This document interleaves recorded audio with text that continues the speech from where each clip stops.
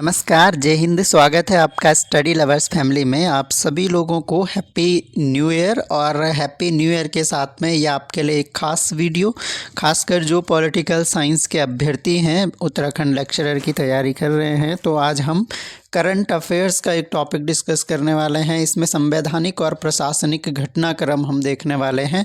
2025 में जो महत्वपूर्ण घटनाक्रम हुए हैं, 2 से 3 या 4-5 वीडियो मैक्सिमम इस सीरीज़ में आएंगे आपके लिए। और इसमें आपका पूरा जो करंट अफेयर्स है, लगभग 1 ईयर का एग्ज़ाम से पीछे का 1 ईयर तक हम कवर करने की कोशिश करेंगे। तो अमूमन क्या होता है कि पॉलिटिकल साइंस में जो क्वेश्चन पूछे जाते हैं उसमें करंट अफेयर्स का बहुत ज़्यादा रोल होता है। मान लीजिए आपको पूछ लिया गया है क्वेश्चन कि यूसीसी जो है वो कौन से आर्टिकल में है। तो क्यों पूछा गया है? क्योंकि यूसीसी चर्चा में रहा है, तो आर्टिकल 44 में यूसीसी है। यानी पॉलिटिकल साइंस में चाहे वो आपको स्टैटिक क्वेश्चन पूछ रहा है, लेकिन मेनली वो ध्यान दे के चलेंगे कि अगर वो आर्टिकल अभी चर्चा में हो, या फिर कोई ऐसा अमेंडमेंट हुआ है जो अभी चर्चा में हो, कोई ऐसा एक्ट पारित हुआ है जैसे ऑनलाइन गेमिंग संवर्धन और विनियमन विधेयक, तो इससे रिलेटेड कुछ चीज़ें पूछ लेगा। तो इसके आसपास की सारी चीज़ें हम पढ़ के जानी है। क्या संवैधानिक प्रावधान होते हैं, कौन से आर्टिकल्स में इनका उल्लेख होता है, तो ये सारी बातें हमें इसमें ध्यान रखनी होती हैं। तो इस तरह से हम करंट अफेयर्स को फोकस करके चलने वाले हैं। तो करंट अफेयर्स का ये यूट्यूब में आप लोगों को दे रहा हूँ, लेकिन बाकी यूनिट्स के जो वीडियोस हैं वो आपको ऐप पर ही मिल पाएंगे, क्योंकि इतना सारा कंटेंट हम यूट्यूब में वैसे भी अपलोड नहीं कर सकते हैं। और ऐप में भी हमने मिनिमम रेट्स, जो कि जैसे कि मैंने बताया कि मेंटेनेंस चार्जेस ओनली रखे हैं 999 में आपको पूरा कंप्लीट पॉलिटिकल साइंस का कोर्स मिल रहा है। इसके अलावा भी 20% एक्स्ट्रा डिस्काउंट इस न्यू ईयर ऑफ़र में आपके लिए अवेलेबल है।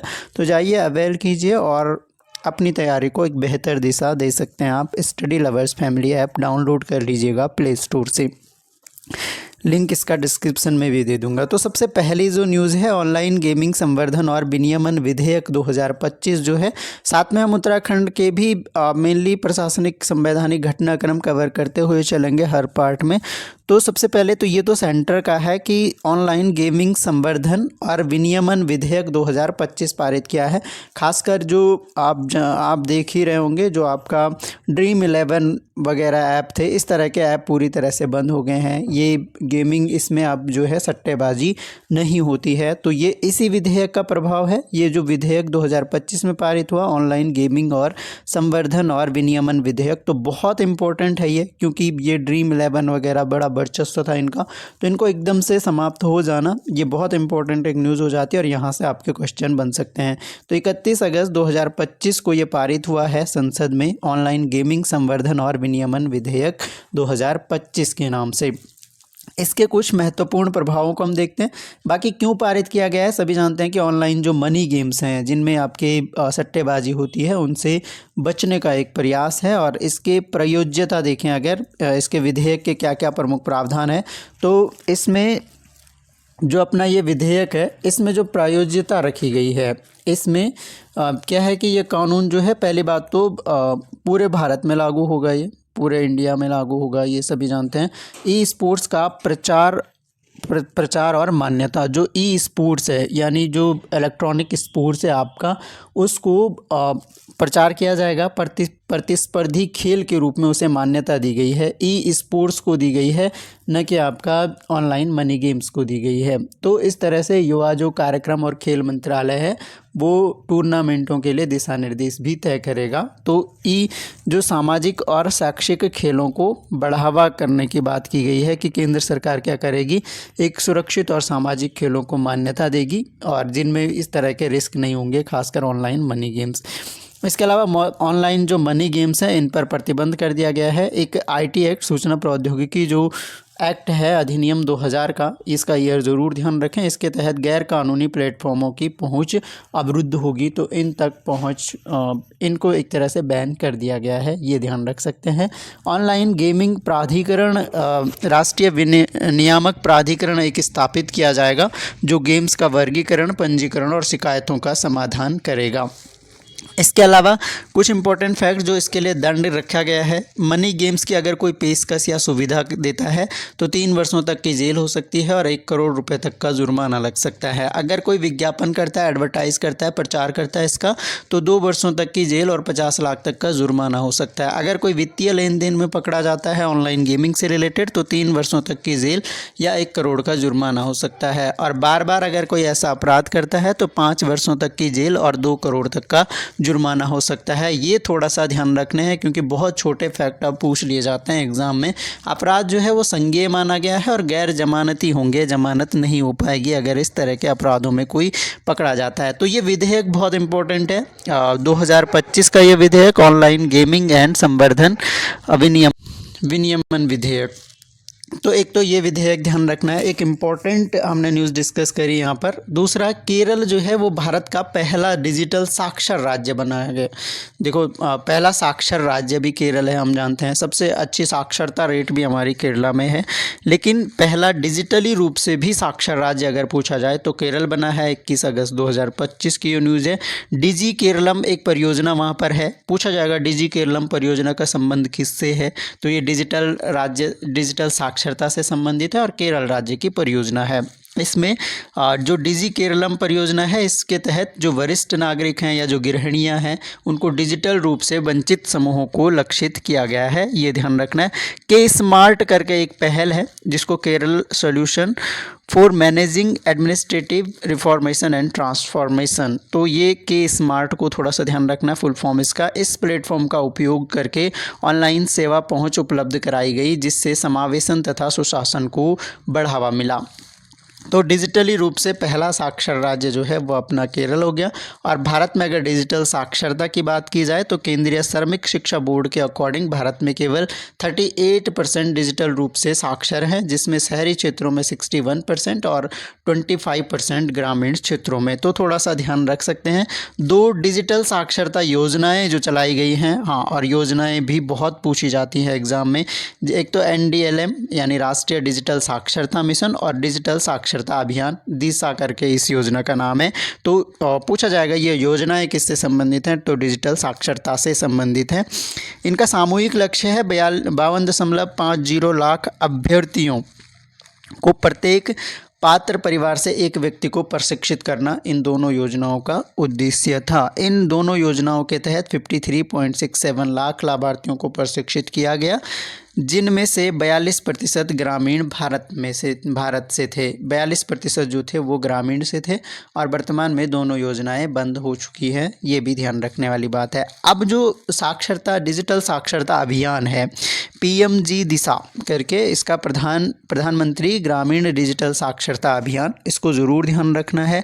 इसका उद्देश्य जो है ग्रामीण भारत में डिजिटल साक्षरता को बढ़ावा देना है और मार्च 2024 तक देश भर में 6.39 करोड़ व्यक्तियों को डिजिटली रूप से साक्षर किया जा चुका है। तो ये भी बात हमें यहाँ से ध्यान रखनी है। तो एक तो हमने जो है ऑनलाइन गेमिंग वाला एक्ट पढ़ा, उसको ध्यान रखना है। केरल के बारे में ध्यान रखना है कि पहला राज्य बना है। इसके अलावा पंचायतों के लिए AI आधारित टूल एक सभासार की शुरुआत की गई है। क्वेश्चन पूछा जाएगा सभासार क्या है, निम्न में से सभासार क्या है, तो ये क्या है पंचायतों के लिए, ये AI यानी आर्टिफिशियल इंटेलिजेंस आधारित एक टूल है जिसको हमारे पंचायती राज मंत्री कौन है, राजीव रंजन सिंह हैं। इनका नाम भी ज़रूर ध्यान रखना है। 14 अगस्त 2025 की ये न्यूज़ है। और प्रोफेसर SP सिंह बघेल ने नई दिल्ली में ग्राम पंचायतों की बैठकों को पारदर्शी, व्यवस्थित और डिजिटल बनाने के लिए सभासार नामक आर्टिफिशियल इंटेलिजेंस आधार टूल का विमोचन किया है। तो एक तो पंचायती राज मंत्री राजीव रंजन सिंह और राज्य मंत्री प्रोफेसर SP सिंह बघेल, इन दोनों के द्वारा सभासार नामक ये क्या है, एक AI टूल है, इसको लॉन्च किया गया है। इस टूल से क्या होगा, जो पंचायती राज मंत्रालय है वो भाषिणी के सहयोग से तैयार किया गया है। यानी जो ये टूल है ये भाषिणी के सहयोग से तैयार किया गया है। इसकी कुछ विशेषताएं हम देख लेते हैं। सबसे पहले डिजिटल मिनट्स ऑफ मीटिंग, यानी जो ग्राम सभा या किसी भी पंचायत की जो बैठक है उसके दौरान जो मुख्य बिंदु हैं या जो भी चर्चाएं हो रही हैं वो डिजिटल रूप से खुद ही रिकॉर्ड कर दी जाएंगी और किसी अधिकारी कर्मचारी को बैठक के नोट्स लिखने या बाद में अलग से मिनट्स तैयार करने की ज़रूरत नहीं होगी। तो डिजिटली रूप से ये एआई टूल क्या करेगा, आपकी मीटिंग को रिकॉर्ड कर देगा, तो अलग से लिखने की आवश्यकता नहीं है। अब क्योंकि ई गवर्नेंस हमारे पास टॉपिक है, ई गवर्नेंस या सुशासन जो टॉपिक है उसके लिए ये बहुत इंपॉर्टेंट न्यूज़ है और यहाँ से आपका एक क्वेश्चन ज़रूर बन सकता है। इसमें क्या किया गया है, बहुभाषी सुविधा दी गई है, यानी जो कुल 13 भाषाएं हैं, 13 भाषाओं में ये हो सकता है हिंदी, अंग्रेज़ी, गुजराती, कन्नड़, मलयालम, मराठी, उड़िया, पंजाबी, संस्कृत, तमिल, तेलुगु, उर्दू, बांग्ला में उपलब्ध हैं। तो लगभग देश के सभी एरिया जो है इससे कनेक्ट हो जाएंगे इस एआई टूल से।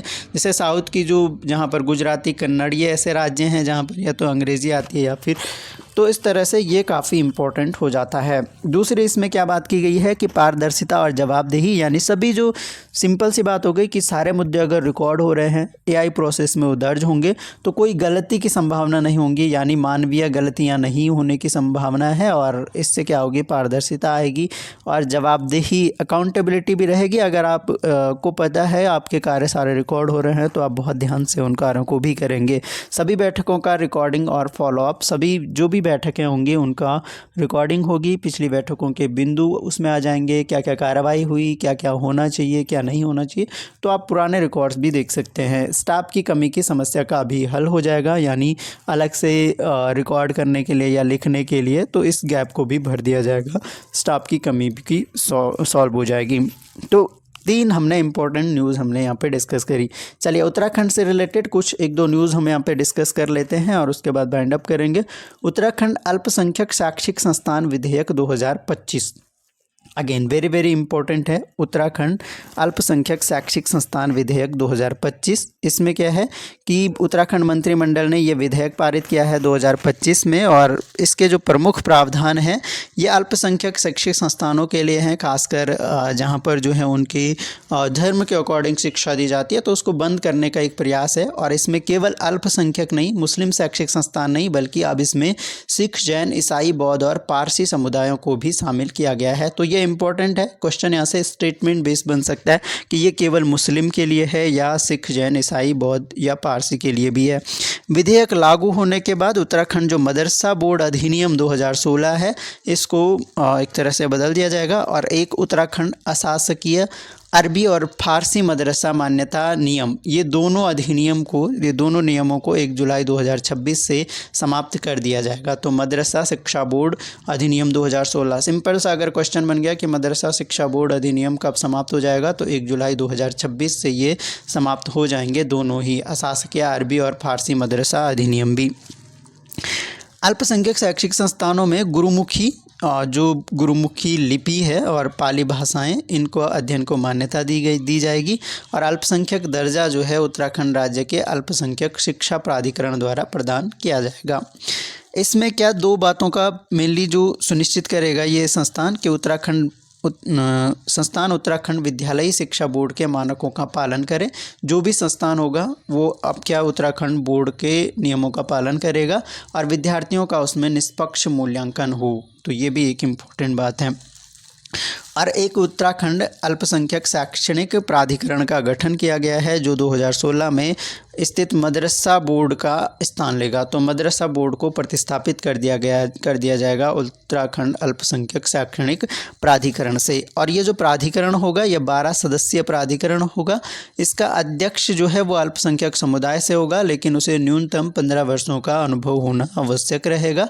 26-27 शैक्षणिक सत्र में सभी मदरसे और अल्पसंख्यक शैक्षणिक संस्थान इसी प्राधिकरण से पंजीकृत होंगे। यानी इसके बाद जो भी मदरसे या शैक्षणिक संस्थान होंगे वो उनका पंजीकरण हमारा यही बोर्ड करेगा। यानी जो हमारा ये अल्पसंख्यक शैक्षणिक संस्थान बोर्ड है यही करेगा। तो ये यहाँ से ध्यान देने वाली बात है कि जो हमारा अल्पसंख्यक उत्तराखंड अल्पसंख्यक शैक्षणिक प्राधिकरण है, इसके द्वारा इनकी नियुक्ति की जाएगी। धार्मिक गतिविधियों, हाँ ये बहुत इंपॉर्टेंट है अगेन, जो कि हमारा राइट टू एजुकेशन में भी है। शिक्षक या छात्रों को बाध्य नहीं किया जा सकेगा किसी भी धार्मिक गतिविधि को करने के लिए, कि मान लीजिए वो कोई धार्मिक गतिविधि अगर विद्यालय में हो रही है तो उसकी छात्र या शिक्षक स्वेच्छा से अगर कोई करना चाहता है तो अलग बात है।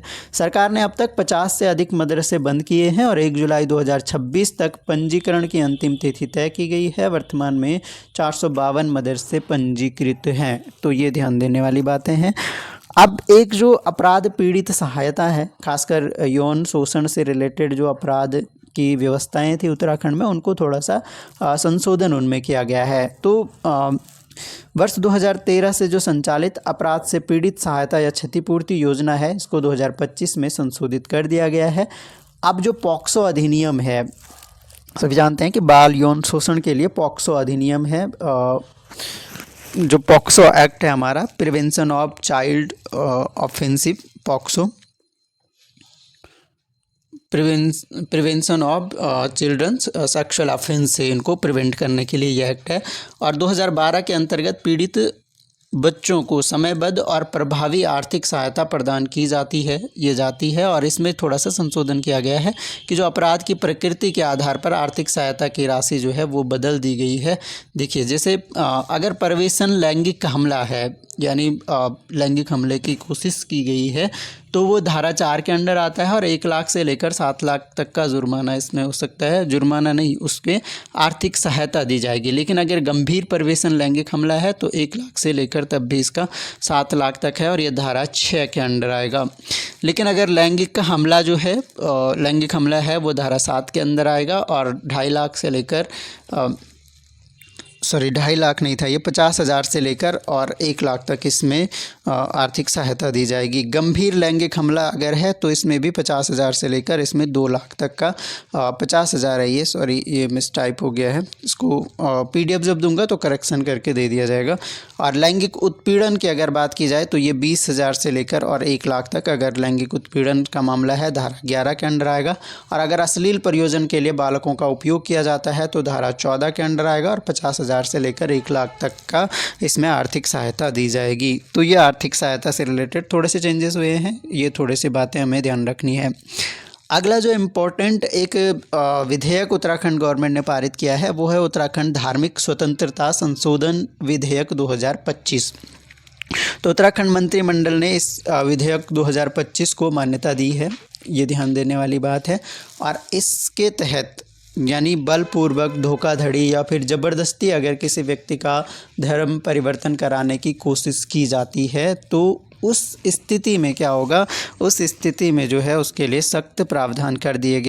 तो इस विधेयक के जो मुख्य बिंदु हैं, पहली बात है कठोर दंड के प्रावधान। तो इसमें क्या किया गया है, अगर बलपूर्वक जो है गंभीर मामलों में बलपूर्वक अगर धर्मांतरण किया गया है, खासकर मेनली तो ये इसीलिए है कि धर्मांतरण अगर कर दिया गया है किसी का, तो उस संबंध में क्या होगा, 10 लाख रुपए तक का जुर्माने का प्रावधान है, पहली बात। दूसरी बात कि अगर सामान्य अपराध हैं तो 3 से 10 साल तक का कारावास, 3 से 10 साल तक का कारावास दिया जाएगा। और इसके अलावा अगर जैसे नाबालिग हैं, सामान्य अपराध मतलब सामान्य है अगर कोई व्यक्ति अगर नाबालिग हो गया या फिर महिला हो गई तो ऐसी कंडीशन में दंड बढ़ जाएगा और क्या हो जाएगा, 5 से लेकर 14 साल तक का कारावास दिया जाएगा। तो दोनों बातें आपको यहाँ से ध्यान रखनी है। इसके अलावा डिजिटल प्लेटफॉर्म के माध्यम से इसका प्रसार किया जाएगा। एक और प्रोविज़न इसमें ये किया गया है कि जो हमारे सोशल मीडिया है जैसे मैसेजिंग ऐप, अन्य ऑनलाइन चैनलों, धर्मांतरण को अगर बढ़ावा देता है कोई व्यक्ति तो इसको अपराध घोषित किया गया है कि अगर डिजिटल माध्यमों से प्रचार प्रसार किया जाता है। प्रलोभन की जो विस्तारित परिभाषा दी गई है, क्योंकि प्रलोभन जो जैसे प्रलोभन दे दिया कि मतलब धर्म परिवर्तन के लिए अगर कोई प्रलोभन देता है, जैसे कोई गिफ्ट दे दिया, उपहार दे दिया या नगद दे दिया, तो ये कुछ प्रलोभन होते हैं। रोजगार प्रस्ताव दे दिया या विवाह जैसे वादे करने, तो ये जो हैं ये सारे जो है इनकी परिभाषा को थोड़ा व्यापक कर दिया गया है। तो अन्य धर्म को नकारात्मक रूप से चित्रित करना भी इसमें शामिल किया गया है। इसके अलावा पीड़ितों की सुरक्षा की इसमें बात की गई है। तो पीड़ितों की सुरक्षा के संबंध में ये कहा गया है कि जो पीड़ित हैं उनके लिए सुरक्षा, उनका पुनर्वास, चिकित्सा देखभाल और वित्तीय सहायता, ये धर्मांतरण से पीड़ितों के लिए कानूनी सहायता का प्रावधान भी इसमें किया गया है। विवाह और झूठी पहचान को भी एक तरह से अपराध घोषित किया गया है कि अगर झूठे बहाने से कोई विवाह करता है तो उसे अपराध मानता है ये अधिनियम, और 3 से लेकर 10 साल तक की जेल। अगर इस तरह का मान लीजिए आप झूठ बोलकर किसी को अपना गलत धर्म बताकर उससे विवाह कर लेते हैं तो ऐसी कंडीशन में क्या होगा, 3 से 10 साल तक तो आपको कारावास झेलना पड़ेगा और इसके साथ ही आपको 3 लाख रुपए तक का जुर्माना भी हो सकता है। तो ये अगर विवाह और झूठी पहचान से संबंधित मामला आता है। इसके अलावा संपत्ति जब्ती और वारंट, अगर जो है अधिकारियों को अवैध धर्मांतरण का मामला मिलता है तो बिना वारंट आपकी गिरफ्तारी हो सकती है और इसके अलावा आपकी सारी संपत्ति जब्त कर ली जा सकती है। ये अधिकारी जो है उस अपराध का निर्धारण वहीं पर कर लेंगे। तो ये इम्पोर्टेंट बात थी। और एक लास्ट जो अधिनियम हम देखने वाले हैं वो है उत्तराखंड स्वतंत्रता सेनानी लोकतंत्र सेनानी सम्मान विधेयक 2025। अगेन वेरी वेरी इंपॉर्टेंट है, स्पेशल पारित किया गया है। ये खासकर किससे रिलेटेड है, जो लोकतंत्र सेनानी सम्मान है, ये विधेयक पारित किया है जिसके तहत आपातकाल, हम जानते हैं कि 1975 में इंदिरा गांधी गवर्नमेंट थी और उस दौरान आपातकाल लगा था। आंतरिक अशांति के हिसाब से, आंतरिक अशांति के आधार पर उन्होंने लगाया था और बाद में सभी जानते हैं कि 44th जो अमेंडमेंट हुआ उसके द्वारा इसको हटा दिया गया। आंतरिक अशांति का स्थान जो है वो चेंज कर दिया गया। तो ये हम जानते हैं 1975 से 77 के दौरान, इस दौरान जो भी सेनानी जेल गए हैं उनको, उनके परिवारों को आधिकारिक मान्यता और सम्मान मिलेगा, ये इसमें विधेयक में कहा गया है। हम जानते हैं कि आपातकाल क्या है। आपातकाल जो है हमारा, थोड़ा सा ये ध्यान रखिएगा, 352 से लेकर 360 तक आर्टिकल में है आपातकाल के विवरण जो हैं, और भाग हमारा 18वें भाग में आपातकाल से संबंधित प्रोविज़न है। तो किसी संविधान या कानून के अंतर्गत कानूनी आयामों की धाराओं को संदर्भित करता है आपातकाल, हम सभी जानते हैं। और जो भारतीय संविधान का जो आपातकालीन जो प्रावधान है, हमने जो आपातकालीन प्रावधान लिए हैं वो जर्मनी के वीमर संविधान से लिए हैं, ये बात यहाँ से ध्यान रखनी है। तो इस तरह के क्वेश्चन आपको पूछे जा सकते हैं क्योंकि मुद्दे जो चर्चा में रहते हैं वहाँ से करंट अफेयर्स पूछे जाते हैं। तो आई होप वीडियो आपकी परीक्षा की दृष्टि से बहुत हेल्पफुल होगा। वीडियो आपको कैसा लगा कमेंट बॉक्स में ज़रूर बताएं। बाकी thanks a lot for listening. मिलते हैं नेक्स्ट वीडियो में, तब तक के लिए जय हिंद।